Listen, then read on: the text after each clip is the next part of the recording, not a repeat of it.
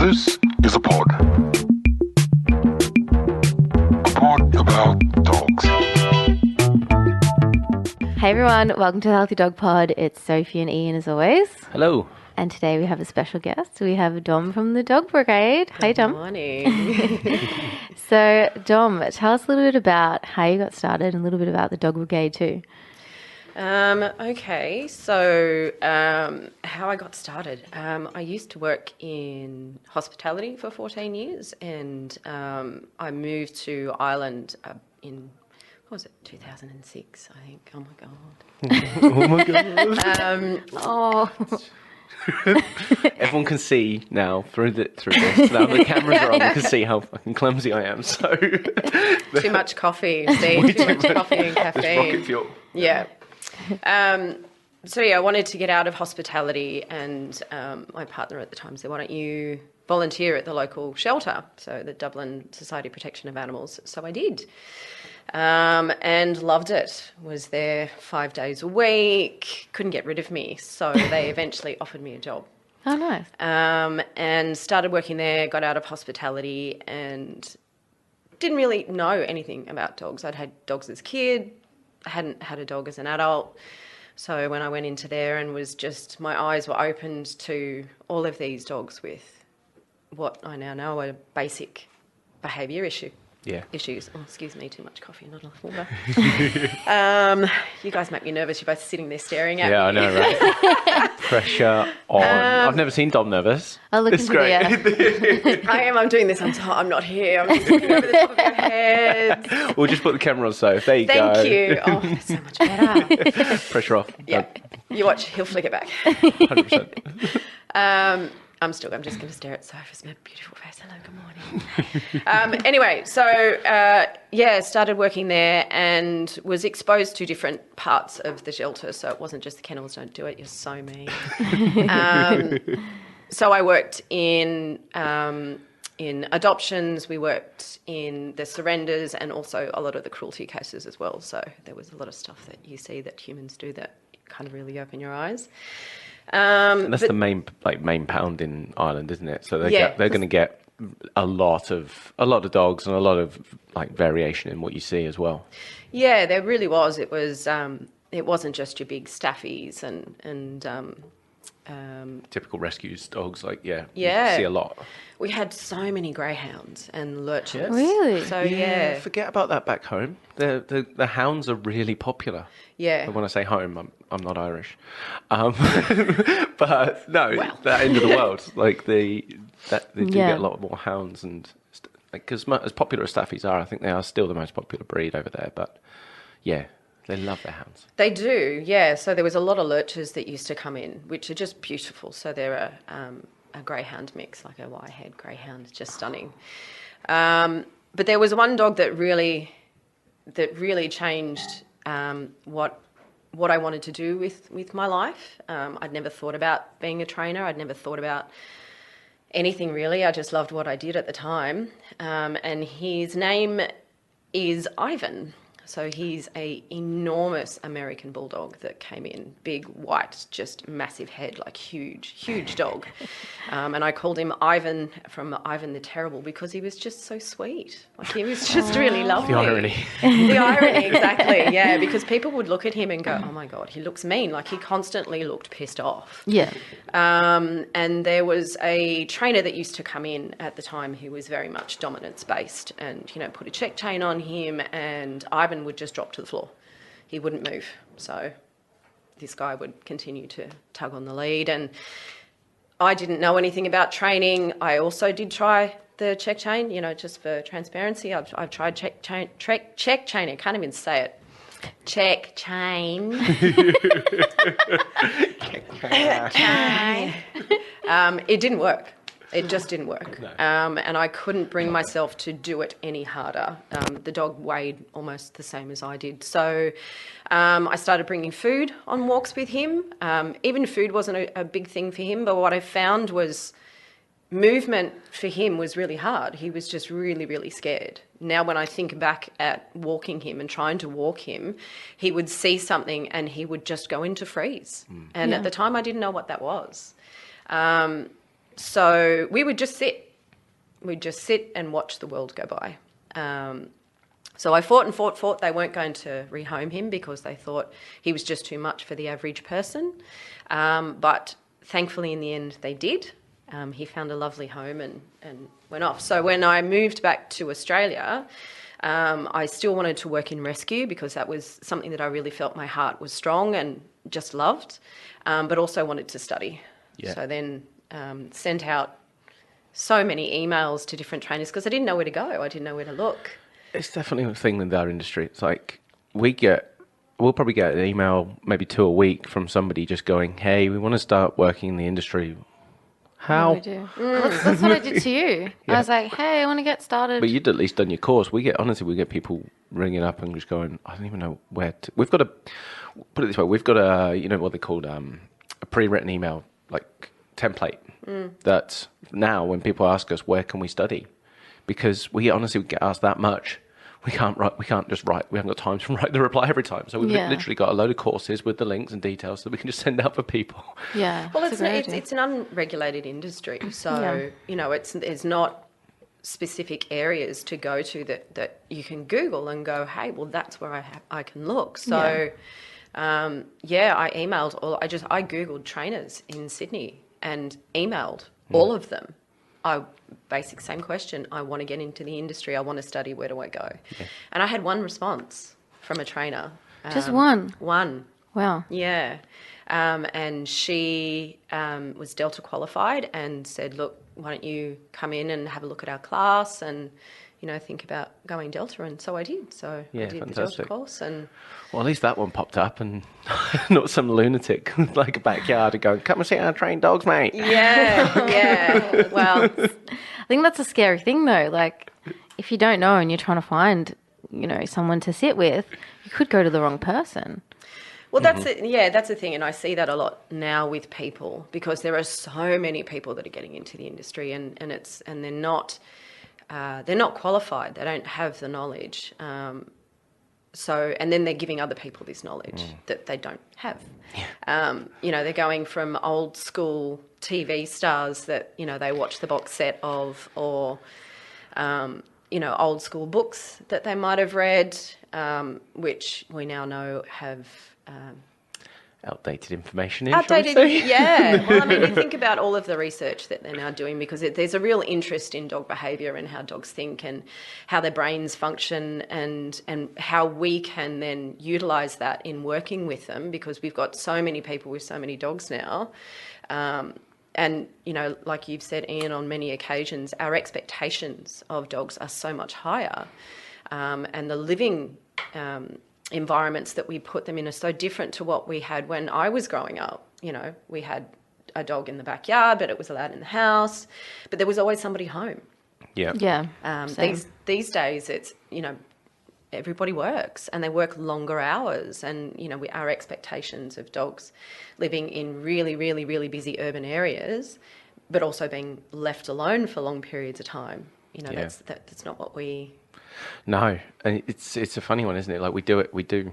I've said it many, many times. We put a lot of pressure on our dogs to conform to a lifestyle that has never meant. It's very unnatural. Yeah. You see it with people as well. People are breaking down more and more these days with the lifestyles they're trying to achieve. Well, it's true. It's we're moving faster than our adaptability allows us to adapt to. And it's the same with dogs. They're a completely different species. It'd be like putting a monkey in a home environment, which some people do in certain countries, but you can see that goes wrong. Yeah. It's not what we've bred them to do. We haven't had them domesticated long enough to adjust to our expectations. Let alone so many of these breeds, dogs in general, they're still classified as to what we were breeding them for.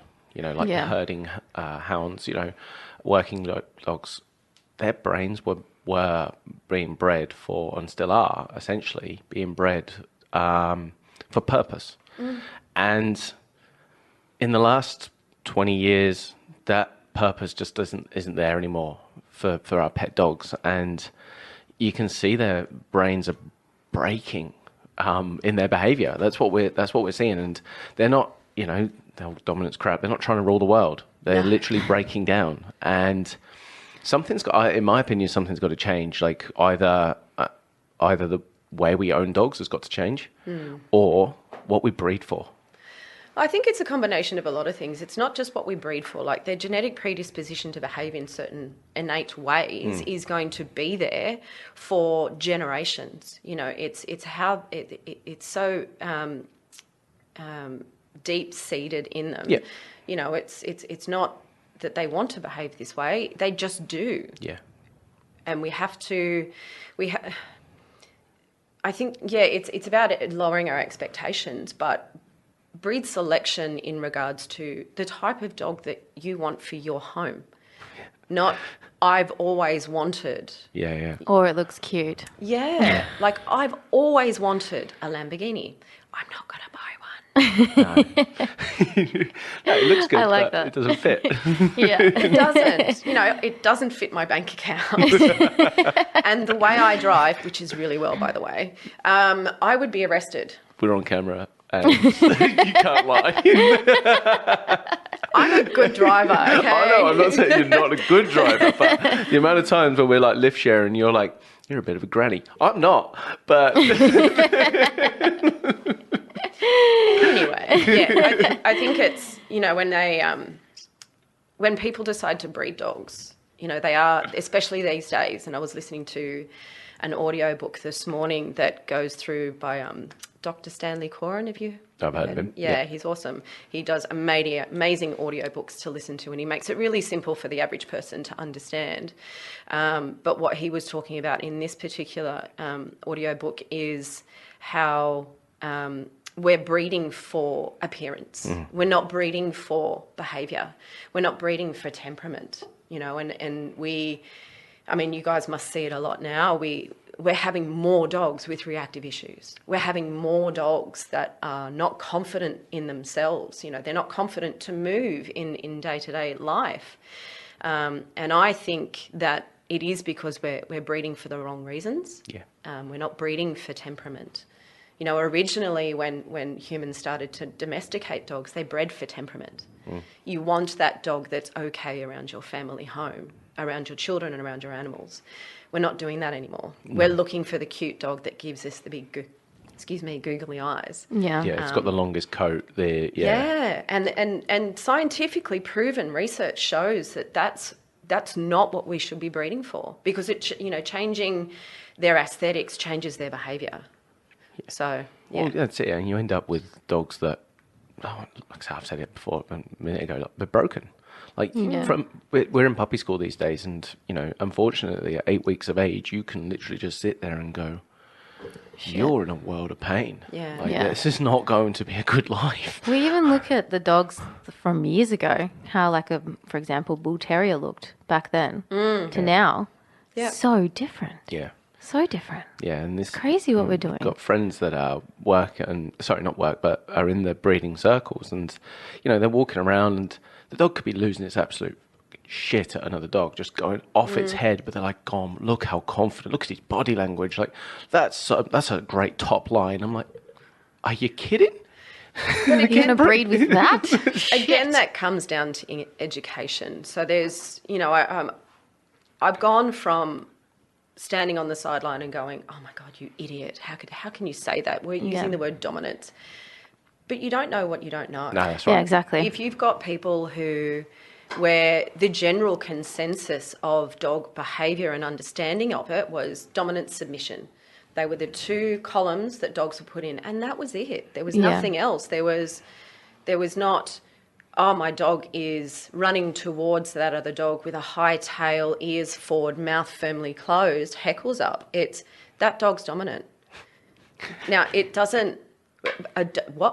What does that... Is that a personality trait? Is it just what the dog looks like? It's, you know, what does that actually mean? But now with so many more behaviour analysts coming out, so like one that I love this woman. I have a girly crush on this woman, Dr. Susan Friedman. Hello, yes, Dr. Susan Friedman, behaviourworks.org, please, everyone. Doing that course in January. Yeah. Learning About Learning, a seminar that I went to this year with Dr. Susan Freeman and Peter Clark.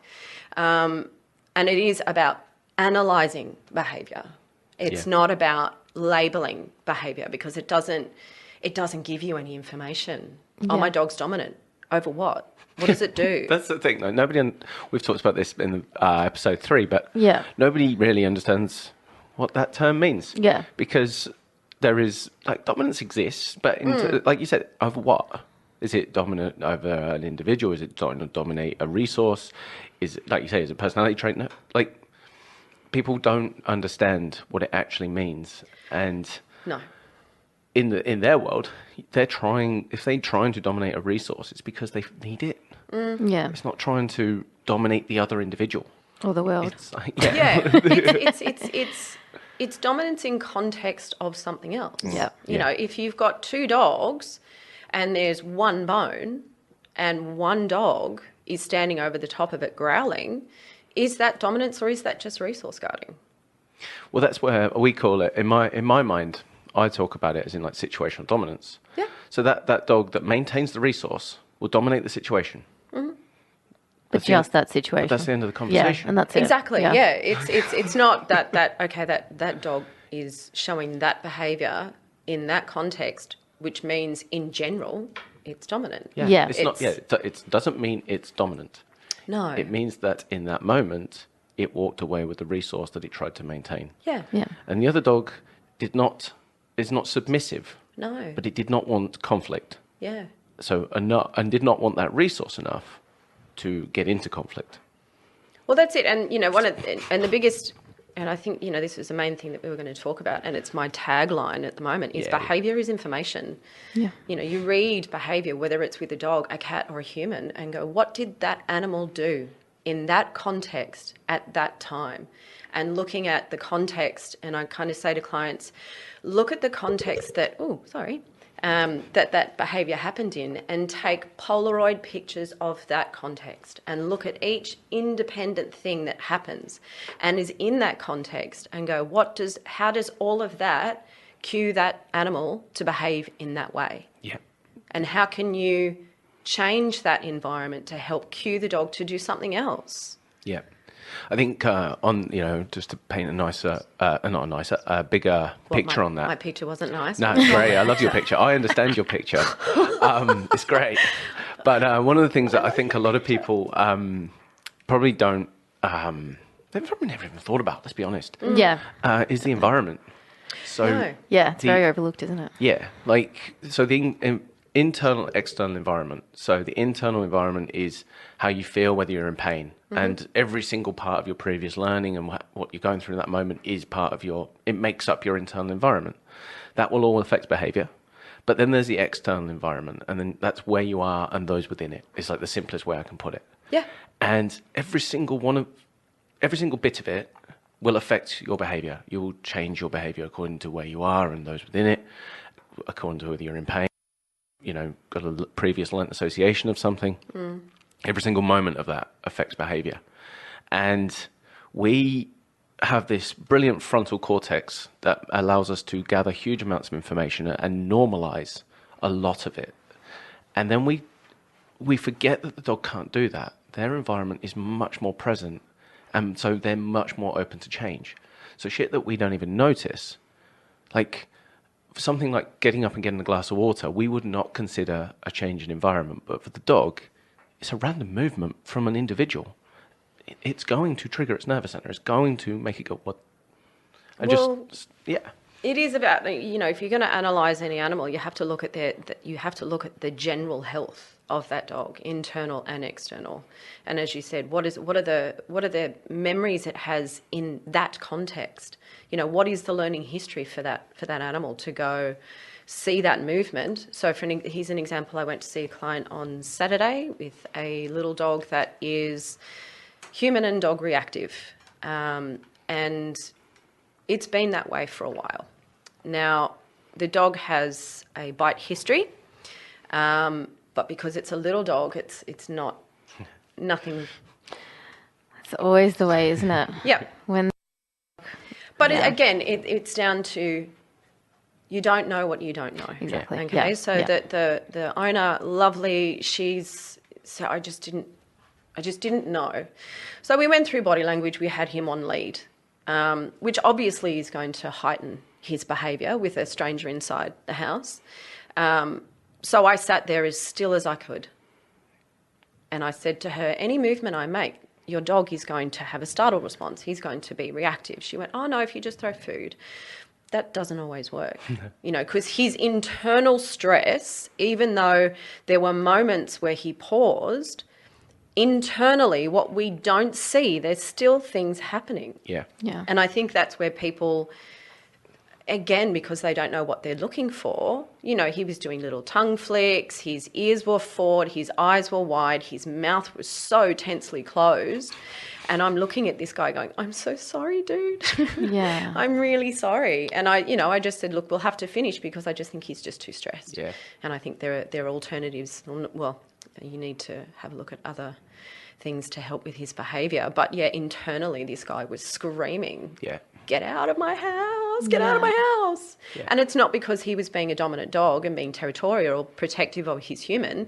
I freaked him out. I'm a genuine threat, and any movement I made, he considered to be a threat towards him. Yeah. So, yeah, I think it's Like you said, like in that, just again, like, sorry, I cut you off earlier. You were So a bit- rude. I know, right? That's what I have to deal with Very all the used to time. this. What? Nothing. Quite a few. there's vodka in that cup. So. No, you were saying like that. The dog's behaviour is information, and when you break it down like the way you just did, and you can literally pinpoint it, like the closed mouth and the ears and the eyes and everything else. When you know what you're looking for, and so somebody listening to this, hopefully they go, yeah, that's really My obvious. dog. Yeah. Yeah, And they do when I come into homes, and because that's predominantly what I work with is reactive, fearful, anxious dogs. And when I say to them, you know your dog, have a look, stop and look, don't label. So, something that Dr. Susan Friedman says is unlabel me.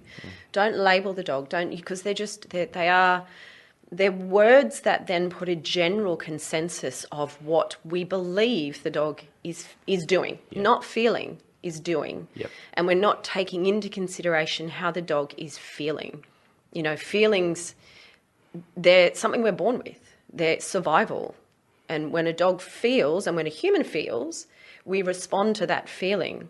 And then what we do as humans, because we're verbal, we label it with an emotion. yeah, But if you think about feelings, just going back a bit, if you think about feelings and how we label them, again, we have to look at them in context. So if you think about it this way, you walk into a cake shop first thing in the morning. Oh, Smells amazing, right?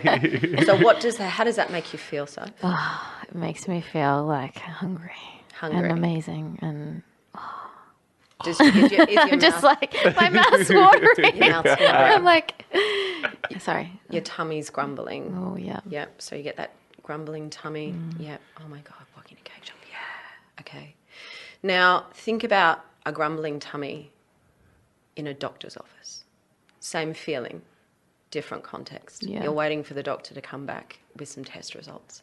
Same feeling, Yeah. different context. Yeah. So and the thing with us as humans, we have this conscious ability to rationalise.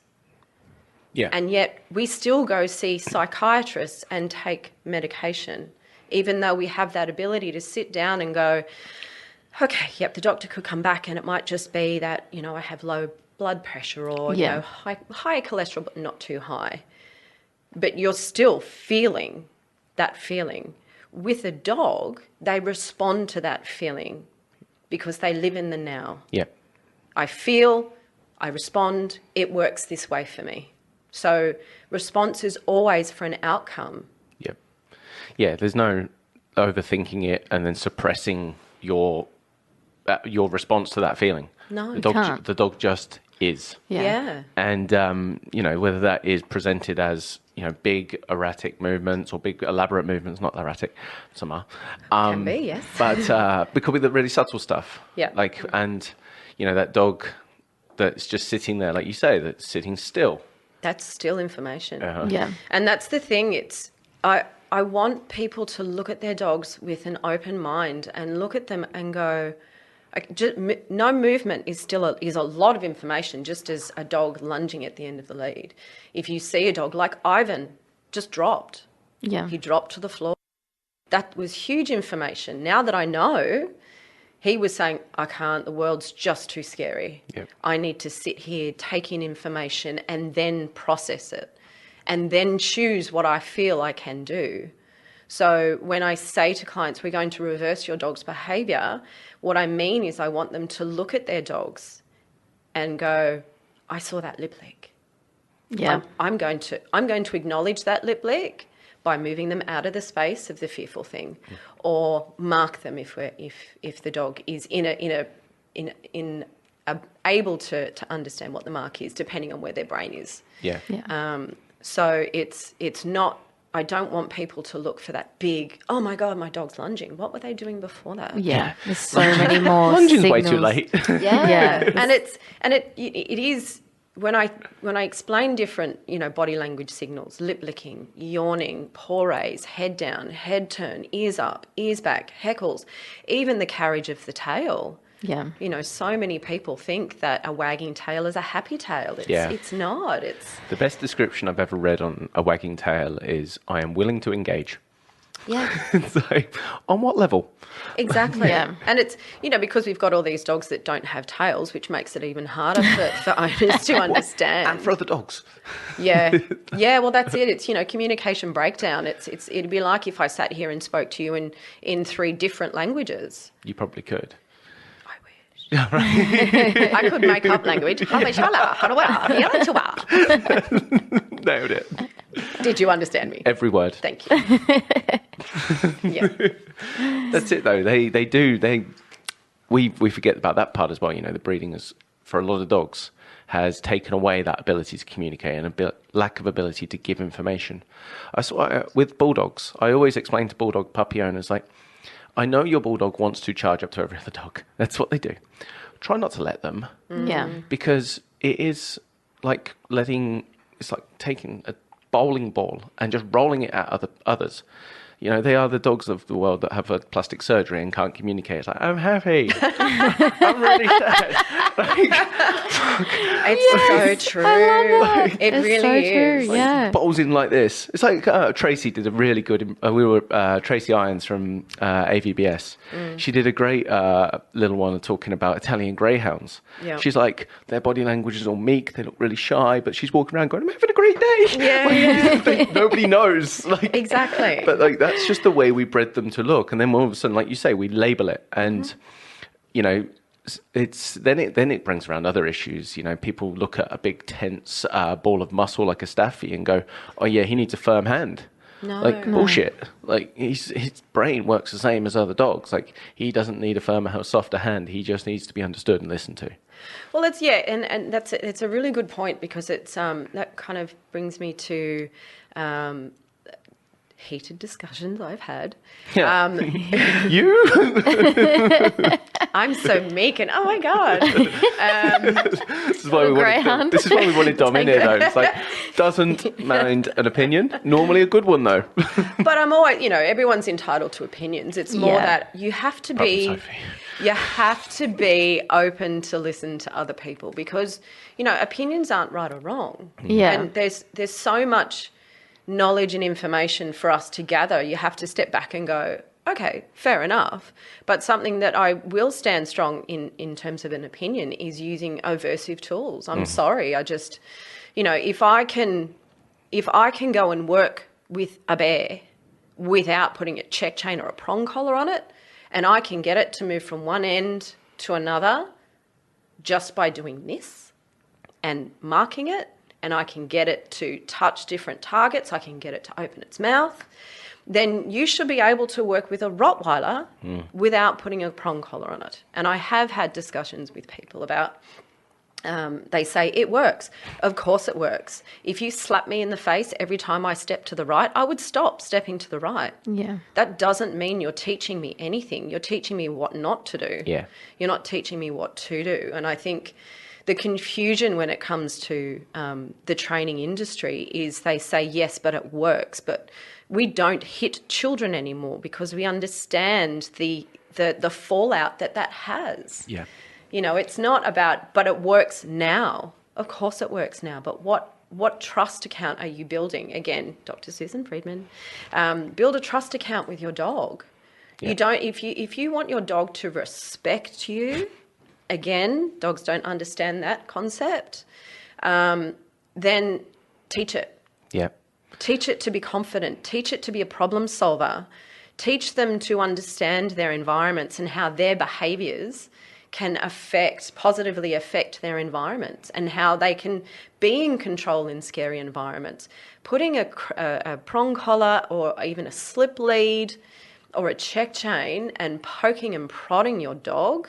Yeah, that's not dog training. No, I'm sorry. It's not. And I think you said, like, you tried it. You were like, no, this is not for me. Well, that's it. I mean, when people say, oh, you know, the positive reinforcement force-free brigade, you know, they've never tried using a check chain. I have. Yeah. Yeah. And it didn't work. And oh my God, my stomach turned. Yeah. Every time I went like that, I was like, I'm sorry.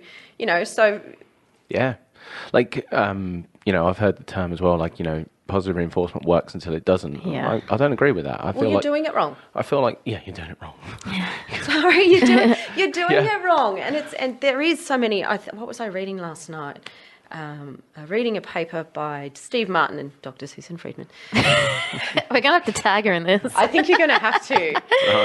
Happy to. She's great. Amazing woman. And it was a paper where it was discussing, Steve Martin was talking about how he works with different animals. So he's worked with birds and zoo animals.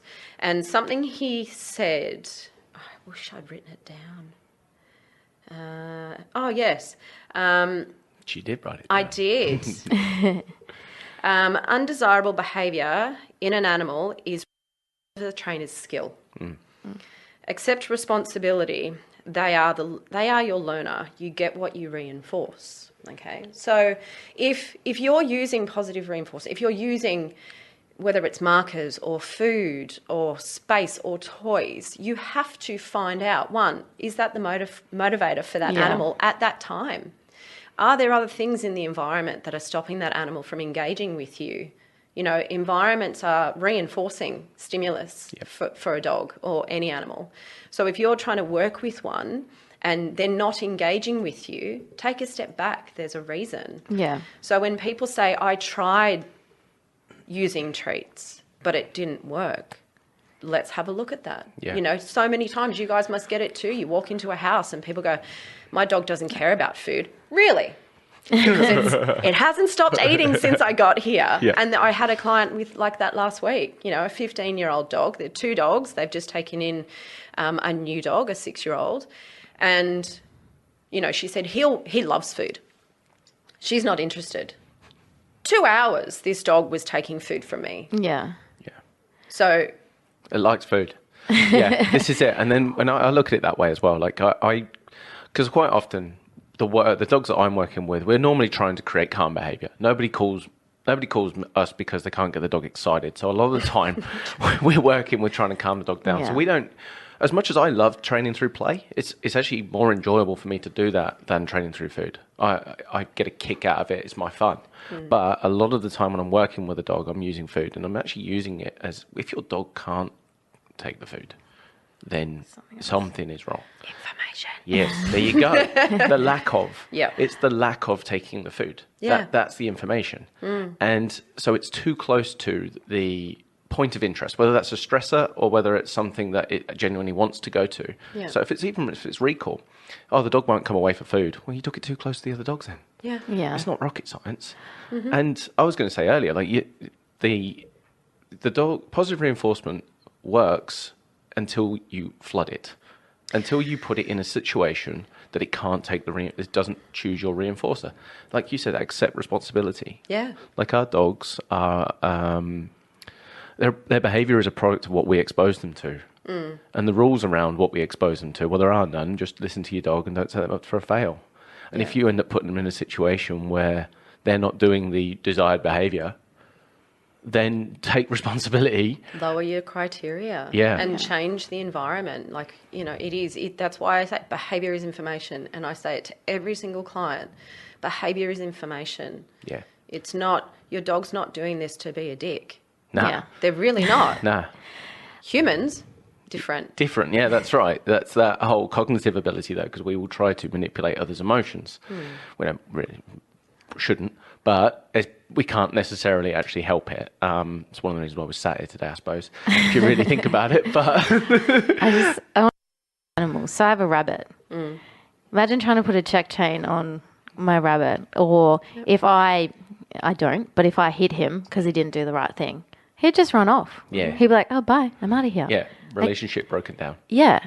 And that's it. So it's all about trust. And even when other people come over, like if Ian comes over or friends come over, you know, he builds that trust with them. He runs over to Ian now and sits with him, and Ian pats him. Sits on my chest. It's amazing. It's one of the best moments in life. It's so cute. And, you know, he has actually taken me so long to train because I've got about 5 minutes of his time, and his stomach as well. Yeah. Because he gets full really quickly. And kale and banana. Kale is king. Yeah.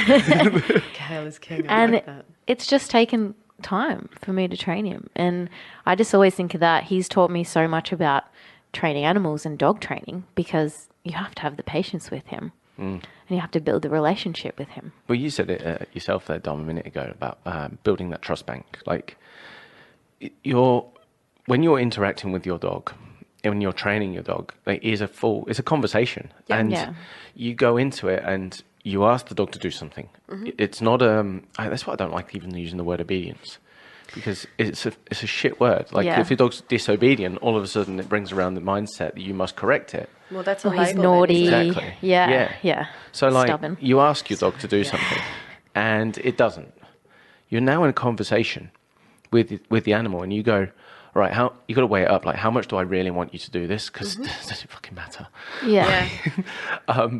If I am going to get you to do this, what are the factors that are making you not do it at the moment? What can I do to make this better? Do I need to create distance? Do I need to up the reinforcer? Do I need to slow things down around it? Do I need to be clearer? Have I practiced this enough in a quieter place to be able to achieve this here?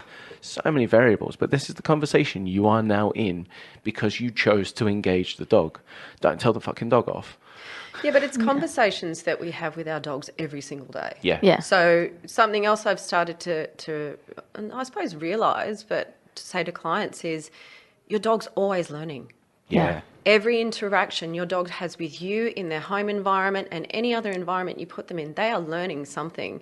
It's not about taking that half an hour a day or, half an hour a week and training them and then expecting that the other however many hours that are in that week, that's going to change the dog's behaviour.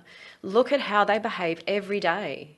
What conversation are they having with you that you're missing? And then you turn around when the dog finally is screaming at you and you go, what's wrong with you? I don't understand. It's this constant dialogue that dogs are having with us that people don't know what to look for. Yeah. So it's not ignorance, it's just they just don't know. No. And I think Well, that's why we want to get information out there. Yeah. People don't know they're give people a chance. always learning. No. It's always that old dog can't learn new tricks sort of thing as well. Right. I had a call the other day saying, I've got a dog. He's 6 months old. Do you think you can still train him? Like, is he trainable? And I was like, yes. It's like, he is trainable. Imagine the dog trainer goes, no. I'm sure there are some that do. But even like older dogs as well, people are like, oh, is it still possible for training? I was like, yeah, definitely. They're always learning. And I think people don't know that, as you said. So And not only that, especially when you're working with stress-based behaviours. Is my dog too old to basically like Not be stressed anymore. Yeah. You give it the opportunity, it's going to take it. Yeah. It's 100%. going to take it. You Yeah. make it feel comfortable, and it's going to go, oh, thank God, this could have happened 10 years ago. Well, imagine, the dog that had felt stressed in its entire life starts to, that stress response starts to dissipate. Can you imagine the relief that animal has? Yeah. We had, only Saturday, I had a client, 9-year-old, Jack Russell Cross Foxy. And as soon as I walked in, I'm like, this dog was just full on, just moving. To the point where I was like, okay, well, we're just going to have to sit down and talk while this dog moves, because it wasn't moving with any purpose. It was just frantic. So we started talking about it, and basically just explained, like, this dog is now 9 years old. It has been carrying this for a long time. They did not know they did not know this dog any other way other than this. And they just went, oh, he's really energetic. I'm like, nope, he is really agitated and cannot stop. And it's not a case of like he wants to keep moving. It is, I cannot stop moving. Yeah. It's such a different conversation, because if you look in that dog's eyes, it is not present. It is not, it's like, as he comes towards you, he's just not there. He's like looking there and then there and then there. And he's not actually engaging with anybody. He's just information seeking from his environment so much. But then because he's so overstimulated, he can't even read the information he's getting.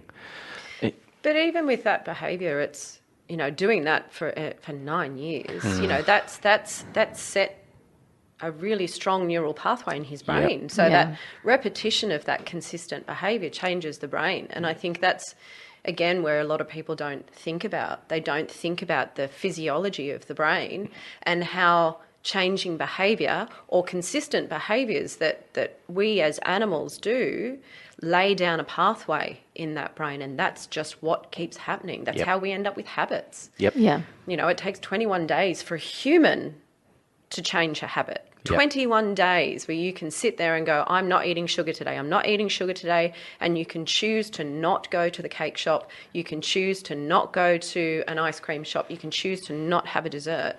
We're the ones that choose the environments we put these dogs in.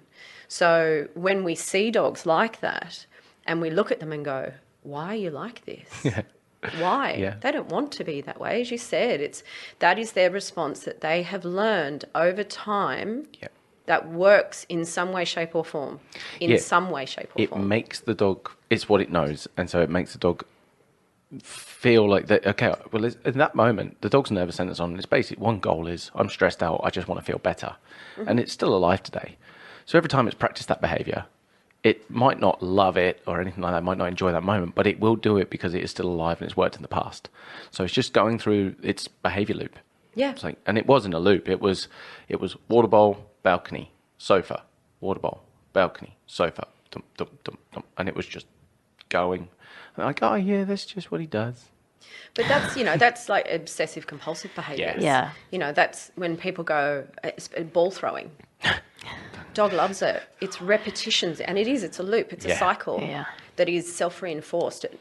And people keep doing it. The dog loves it. Yeah. Until it drops of a heart attack. My dog loves chasing the ball. I'm like, is it love or is it compulsion? Because can your dog like not chase the ball? Yeah. Well, yeah. I mean, I've got a lot of clients where when I go to see them, and they say, well, we can only take the dog to the park if we have a ball. Yeah. And when we take the ball away, it gets into fights. Yeah. So that says to me that the one familiar thing in an unfamiliar environment is having that ball and chasing that ball. And when that's taken out of the environment, the world falls to bits. Yeah, it's got no coping skills. No.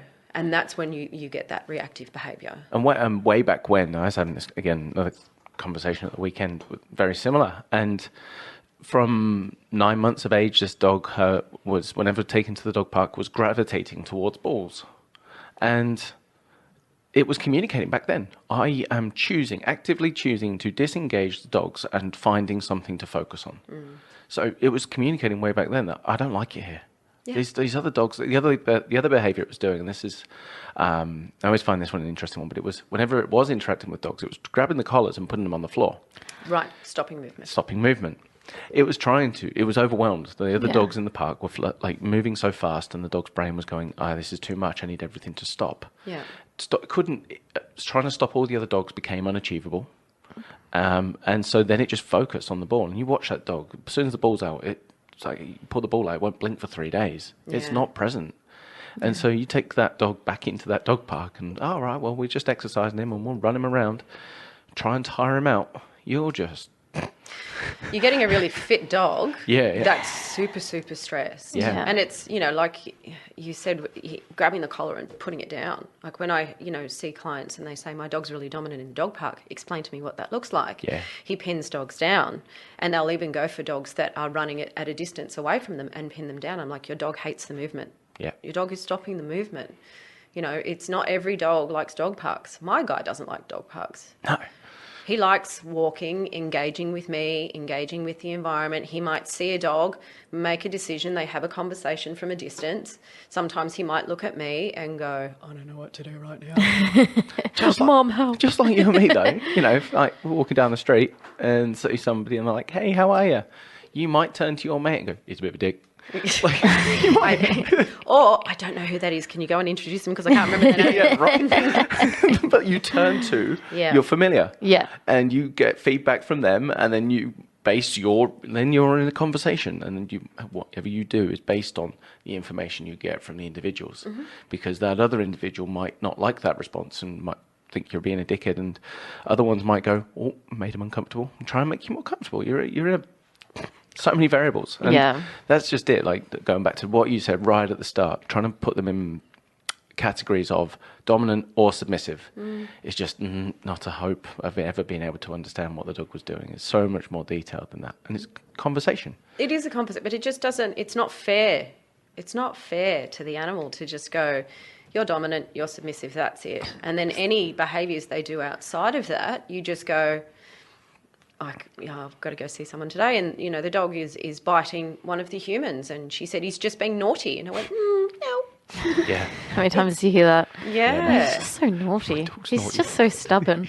Well, you would see a lot of that. So, I mean, doing the individual walks where, these dogs, they're not suitable to the groups. So, you walk them and you see the changes in them. Yeah, definitely. And they're not just naughty, and they're not just stubborn. Yeah. Like, so pulls the dog out of the group conversation and puts it in a scenario it's comfortable with. Yeah. So it literally gets to see the dog firsthand change and just relax and give it a world it's comfortable with and enjoys. Yeah. Not every dog wants to go out on those group walks. No. And the dogs that do, good on them. Like, that's fantastic. But yeah. And that's why I do it. And I've even said before, like Dave from Dogstar, he gave me Olive, he sent me a video and said, she hates group walks. Can you take her on individuals? And like, now I've built her up. She's in group of 3. And then even Kobe as well. Yeah. He wasn't loving it, and then he came to me, walked in by himself for a bit, and now he's in groups with all the dogs as well. Yeah. And even those groups, I mean, we do the similar thing with our team, and they're slow moving groups. Yeah. Just because the dog, take our it's time. not about the other dogs necessarily all the time. It's like just the lack of movement and stimulus that we expose it to. He can cope with his mates. He can cope with his 3 dogs around him. And in fact, he enjoys the company of the other dogs, but he doesn't enjoy all the like, if you put him in a scenario where it's full of fast movement, it's like, oh shit, he won't like his mates as much. Yeah. Not everybody likes nightclubs. No. It'd be like taking someone who doesn't like nightclubs to a nightclub and going, you'll be fine. Just have a drink. Don't worry about it. And they're going, I don't love it, I love it, I don't love it, I love it. All these people. All of these people, but all of that information being thrown, loud music, smell of alcohol and people bumping into you, and that creates anxiety. That's me.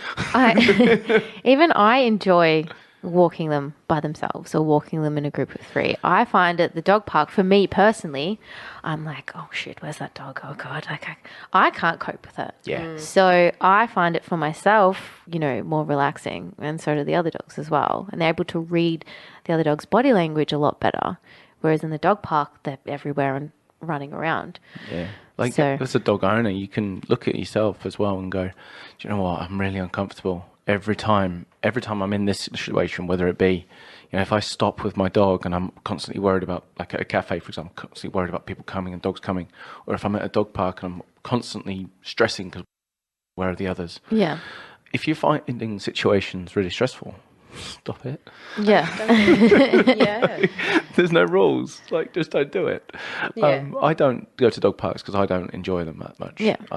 Number of reasons, but to be honest, I just don't enjoy them, and I've become more than okay with that. I've been joking recently. You won't find me in a dog park unless you pay me to be there. Well, it's an interesting thing because, again, if we go back in regards to, human expectation of their dogs, the amount of people that I do see that have that reactive, fearful dog, and when I ask them, what's your goal, for them to go to a dog park, I'm like, but is that the goal of the dog? Yeah. Yeah. Like, will your dog be that dog that likes it? Archie doesn't like dog parks. He hates that screaming and yelling of conversation. He's the one-on-one dog that goes, hey, what's up? Yeah. Yeah. You want to play? Yeah, I'm going to play for like 2 seconds, then I'm going to bugger off. And I'm done. And I'm done. Yeah. It's just not his thing. I did it, I used to have him in my group walks, and then he was screaming at me. I hate this, Mum, stop it. Yeah. Stop taking me on group walks. And, again, even as a trainer, I didn't see it.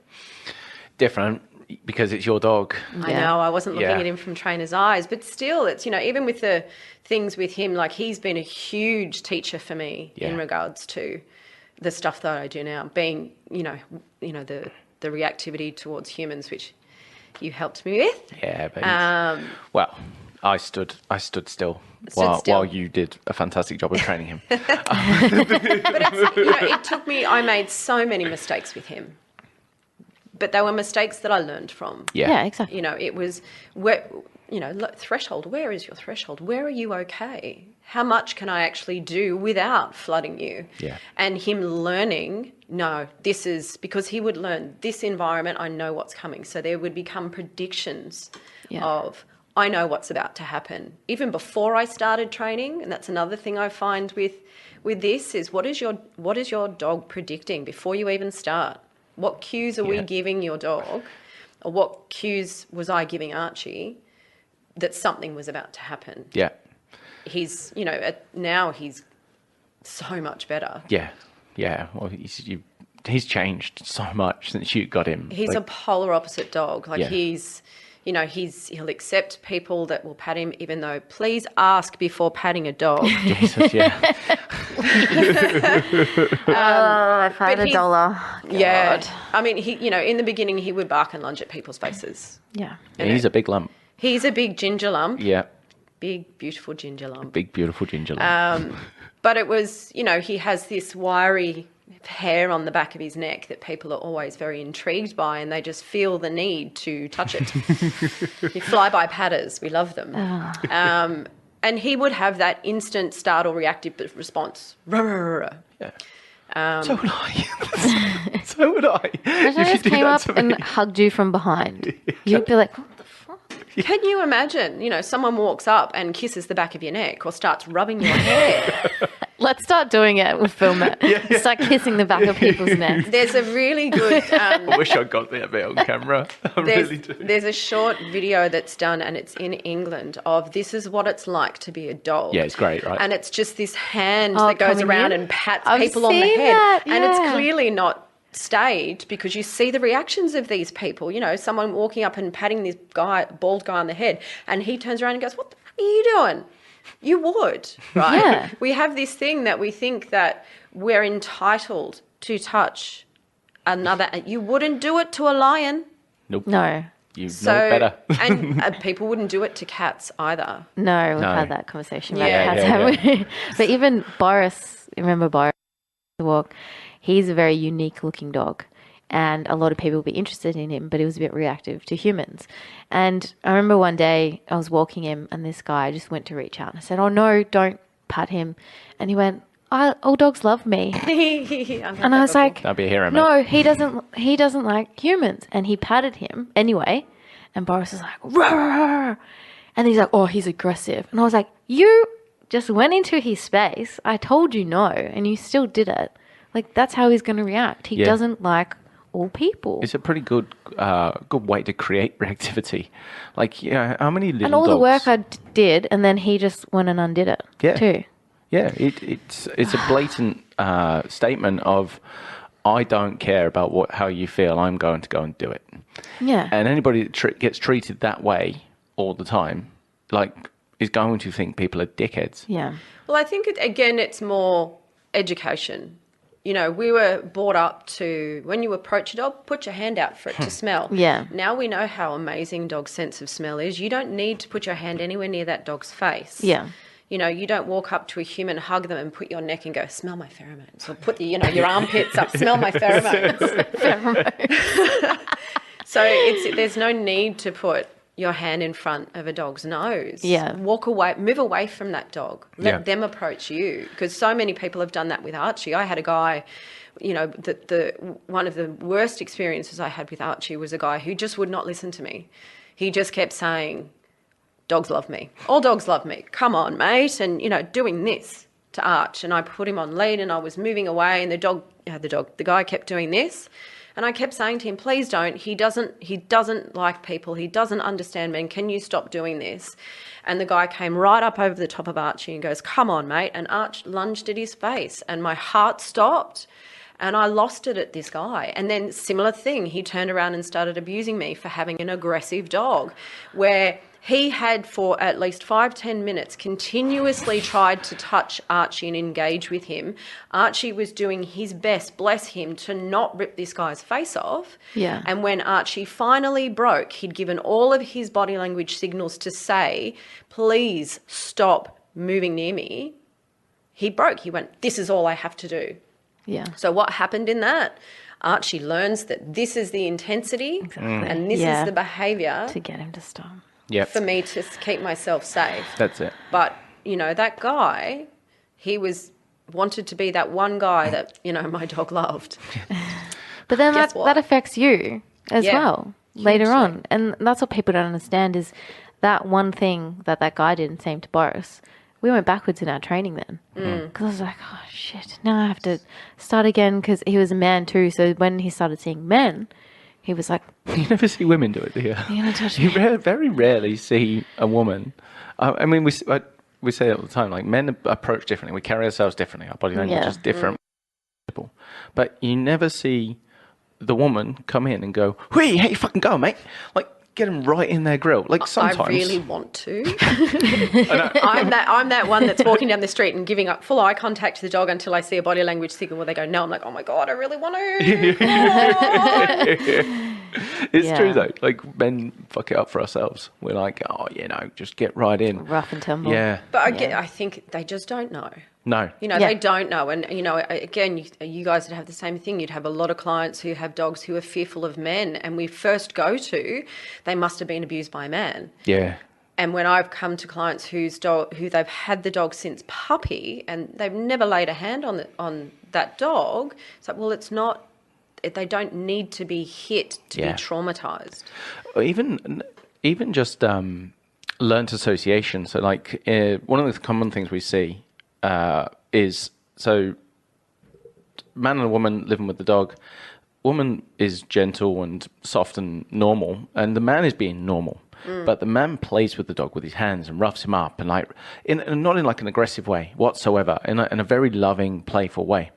But the learnt association then of men is, you're going to put your hands in my face, you're going to be high arousal, and I'm going to respond in kind. I'm just going to respond how I know. So then whenever we see it all the time where the dog's like, the owners are like, oh yeah, he just gets real mouthy with men, or like maybe he humps men, or you know, just something that's less wanted with men. But that's because, and he's like, and the owner is always like, oh, you know, I'm only playing with him. I'm like, yes, but you're also complaining. You made a phone call today because of this problem behaviour presenting. And no, I know you probably don't want to take away that game that you love with your dog, and I know that your dog actually enjoys it.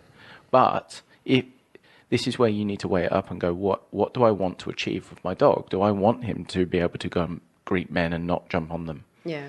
If not, then stop doing that game. If you after this conversation you realise that it is a non-issue, and you want to carry on playing the game, and you're not going to tell your dog off for doing it anymore, I don't care either. But make a decision and own what you're doing. Yeah. Yeah, it's not that hard. Guys, we are going to have to wrap Wow, this that went up. quickly. I know, right? We have to come back in, so Absolutely, this is fun. I know, right? Love it. Yeah. yeah. Well, thank you so much. Thank you very Thanks for much. having me. It's for been coming good. in. I don't think we actually did a formal introduction. I mean, this is Dominique Hone of the Dog Brigade. This is Dom from the Dog Brigade. Dom from the Dog Brigade, yeah. I think everyone just knows me as Dom. Yeah. When people go Dominique, they go, who's that? Yeah. Yeah. Dom.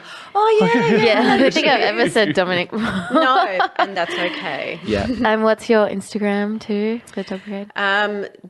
Oh, do you know what this is? See, I'm really bad at social media, just to let everybody know. I think it's the Dog Brigade or _dog_brigade. Okay, cool. Yeah. We're going to tag it. Yeah, we'll tag it. Nobody's going to remember it anyways. And they're just going to see it, click it, follow it. Yeah. Well, that's it. Most people just know me as Dom. They don't even know my company name. They're like, Dom. You know Dom. Dog Brigade. Archie, Dog Camera. Brigade. Oh, sorry. I'm looking there. Hello. Brilliant. Yes, Archie's on your logo, which is very cute. I love it. Yeah. Boy. And so thank you Thank so you, guys. much Thank for coming in. you. It's Pleasure. it's brilliant. So yeah, we will get you back in because you're somebody who's very knowledgeable on dog behaviour, and we love hearing from you. So Yes. that's it for today, guys. And remember, a healthy dog's a happy dog. Woo. And that was the pod.